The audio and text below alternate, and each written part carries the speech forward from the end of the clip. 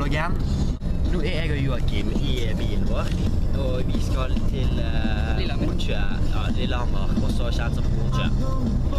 Det vi filmer nå, det kommer sikkert til å bli opp om 1 time når vi kommer frem, for nå finner vi oss akkurat i... Hvor er vi?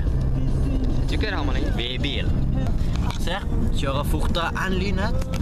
Alle her er gira, Joakim er helt underklar, så jeg sitter rolig, ikke sant? I stay awake just to hear you breathe out. Hjelp!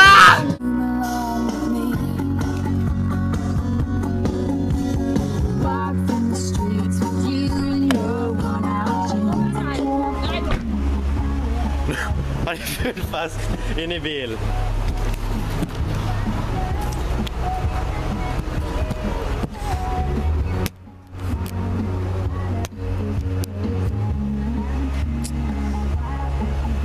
Hør.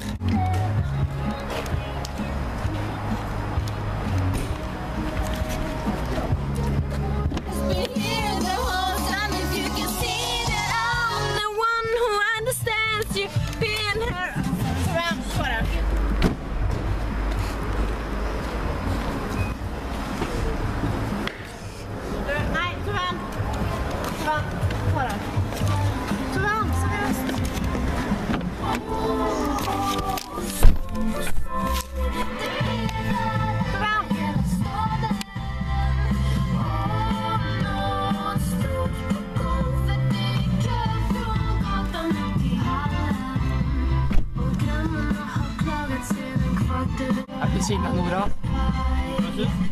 Sina.